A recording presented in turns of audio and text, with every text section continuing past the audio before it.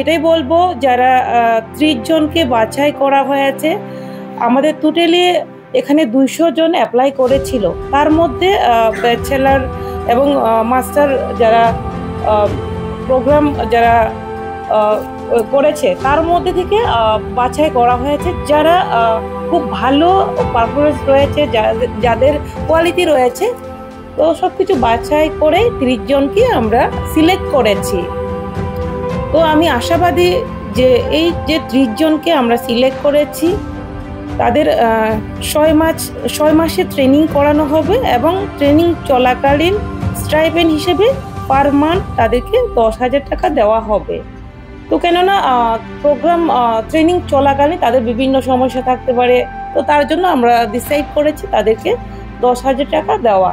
তো আমি চাই যে তারা অতি ভালো করে ট্রেনিংটা নেবে। পরবর্তী সময় তাদেরকে ট্রেনিং কমপ্লিট করার পরে 20,000 করে, যেহেতু এটা সম্পূর্ণ আমাদের ত্রিপুরা স্টেটকে আমরা চাই পুরো আইটি হাব করা, আইটির উপরে গুরুত্ব দেওয়া হচ্ছে। কেননা আমাদের ইকোসিস্টেম ডেভেলপ করা, স্ট্রং করার জন্য আমাদের খুবই দরকার। তার জন্য আমরা চাই অন্যান্য কান্ট্রি যেমন অন্যান্য স্টেট থেকেও যাতে আমরা এগিয়ে যেতে পারি, তার জন্য আমরা চেষ্টা চালিয়ে যাচ্ছি এই উদ্যোগটা। তো আমি আশাবাদী আমাদের ত্রিপুরার ছেলে মেয়েদেরও কোয়ালিটি আছে, ট্যালেন্ট আছে, শুধুমাত্র সেটা একটা সুযোগের প্রয়োজন। যখনই আমাদের ছেলে মেয়েরা সুযোগ পায় তখনই সেটাকে কাজে লাগাতে পারে। আমি আশাবাদী এই 30 জন যে কাজের সুযোগ পেয়েছেন, ওনারা ভালোভাবে ট্রেনিংটা নেবেন এবং কাজে লাগাবেন, এবং ট্রেনিংয়ের শেষে যখনই ওনারা আমাদের আইটি সেক্টরে যে আমাদের কাজ করবেন, সেখানে প্রথম শুরুতেই আমরা 20,000 করে তাদেরকে স্যালারি দেওয়া হবে। পরবর্তী সময়ে কাজের বেসিসে তাদের দক্ষতা অনুসারে হয়তো আরও তারা আগামী দিনে আরও এগিয়ে যেতে পারবে, বিভিন্ন জায়গাতে কাজ করবে।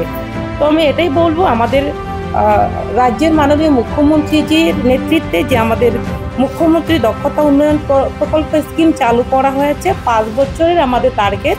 তো পার ইয়ার আমাদেরকে 10 crore আমাদেরকে ডিপার্টমেন্টকে দেওয়া হয়, যাতে করে আমরা আমাদের কমসে কম আমরা যাতে 10 থেকে 12,000 ছেলে মেয়েকে আমরা ট্রেনিং দিতে পারি বিভিন্ন কোর্সের মাধ্যমে। একটাই লক্ষ্য হচ্ছে আমাদের ভারতকে আত্মনির্ভর করা, আমাদের ত্রিপুরাকে আত্মনির্ভর করা। তার জন্য আমাদের বিভিন্ন সেক্টরে এগিয়ে যেতে হবে। আইটি হতে পারে, বিভিন্ন ধরনের আমাদের ইলেকট্রিসিটি হতে পারে, এবং কি আমাদের প্লাম্বিং থেকে শুরু করে আমাদের টেলারিং থেকে শুরু করে বিভিন্ন যার যে নলেজ, সেটাকে আমরা যাচাই করে তাদের চাহিদা অনুসারে আমরা বিভিন্ন জব রোল তাদেরকে ট্রেনিং করিয়ে পাইয়ে দেওয়ার ব্যবস্থা করা আমরা চেষ্টা চালিয়ে যাচ্ছি আমাদের মুখ্যমন্ত্রীর নেতৃত্বে।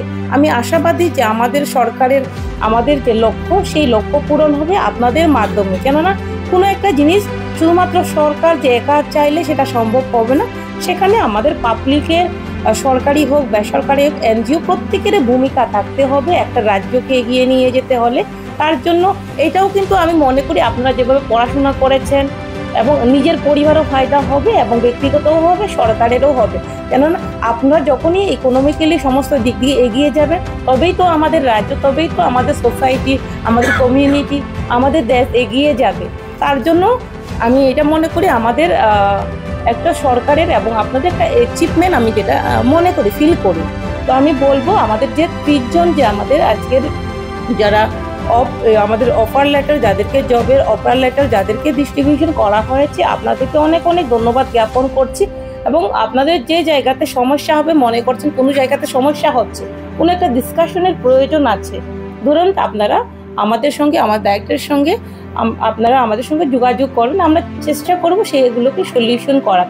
কেননা আপনারাই হচ্ছেন আমাদের রাজ্যের এবং আমাদের দেশের ভবিষ্যৎ। আপনাদের মাধ্যমে আমরা আমাদের দেশকে এগিয়ে নিয়ে যেতে চাই।